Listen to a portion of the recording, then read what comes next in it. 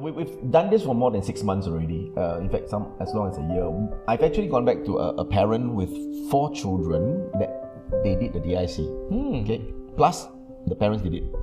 Now, the feedback I received was that prior to doing the DISC assessments, they were using the old method of bringing children up. The neck, scold, the standard type. And that didn't get them very far. And so when they did the DISC assessment, she found out that all 4 kids were different. To her amazement, all 4 kids were different. One was a D, one was a S, one was a C, and one was I. And she was an S, a full S style behavioral person. So she had to grapple with, how do I now handle my children? They're all different. And because in the report we give you some suggestive phrases to use with the child, and because she understood the children's makeup now better, and when she wanted to get them to do certain things, she would do it in their language, in their behavioral language, no longer her language, but their behavioral language. I take for example, she has a son that is a S-style son and an S-style daughter. The S-style child is very emotional. They thrive on emotions, right? And so when she wants to get them to do things, she will say, Mommy needs help. I have a lot of things to do. Mommy needs a little bit of help. Would you help me? Immediately the child will respond. Because the child wants to help. So the child extends the help without having to tell them to do it. Right? With the C child, because the C child needs data to process, right? And she's got rabbits at home. And she said, son, rabbits need water and hay to survive. So she starts with that. And the child said, yeah, okay, so that's facts. By the way, our rabbit hasn't had water and hay for a few days, or for the whole day. What do you think we should do? Off he goes, feeds the rabbit. Because he's already processed that rabbits need water and hay to survive. My rabbit hasn't had it. Let's go feed the rabbit. So rather than telling him that you go and feed the rabbit, exactly, go and feed him now. Exactly. No, that doesn't go well with him. Exactly.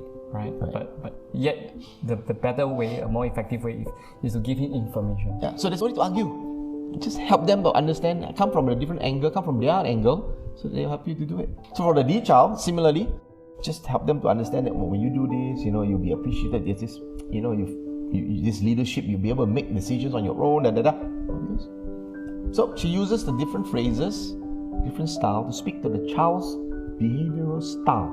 Not speak to the child, but speak to the child's behavioral style. And it works. And she's been amazed since 6 months ago.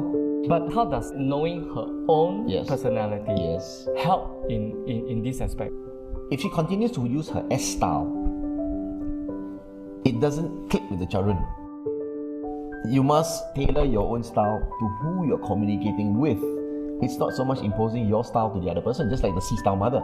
She cannot impose her C-style on an I child. She must tune herself to the I child because she's wanting the child to do something. On the other hand, because the children know she's S-style, the way they phrase the question to her to get acceptance, in other words, they want to go somewhere, right? So they phrase it in such a way that the mother will give the okay. They are also smart. So it works both ways. So you're saying that if the parent were to understand their own personality, likelihood they will understand that why naturally I am not doing this, I'm not doing that. Now since I understand my personality and my children's personality, correct, I now in a better position to do certain things that is unnatural. Well, that's what's unnatural. That's necessary. Okay, that's necessary. So in other words, it requires effort. It's intentional. You have to do intention it. And effort. Yes. All right. Yeah. For the sake of the children. Yes.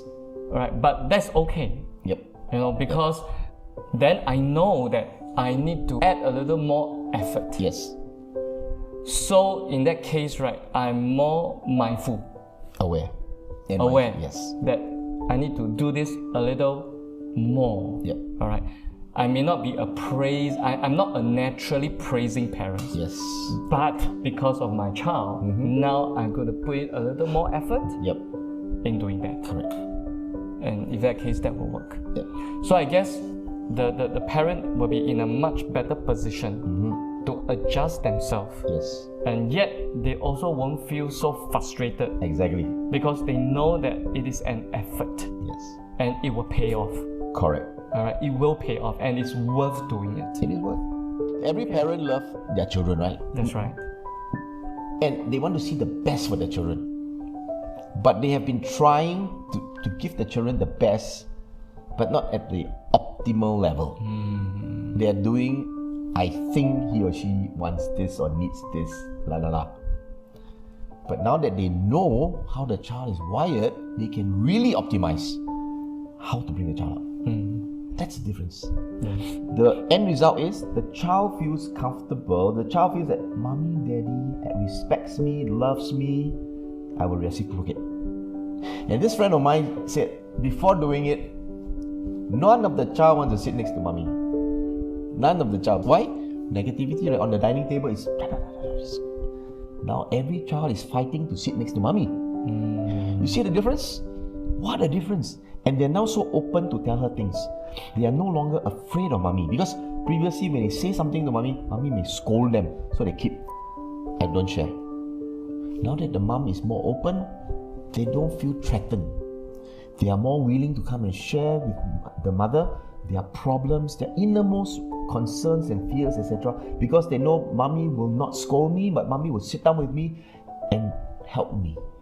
That's the big difference. And a lot of children today will not speak to the parents because they are afraid. Because all the years of bringing up, they are all monologue, you know. Have you eaten? Yeah. You know, they don't want to sit down and discuss. Very few relationships are like that. And it's such a waste. Because these kids, especially when they become teenagers, they need more guidance. Versus taking advice from the friends who are not in that area or understanding of bringing them up right. The parents are yearning to want to teach and help the child, but they cannot break through because of this issue. So here we are giving them this blueprint again to help them start from young so that when they reach teenage years, they are already having a very strong bond and relationship that makes the whole family, thriving.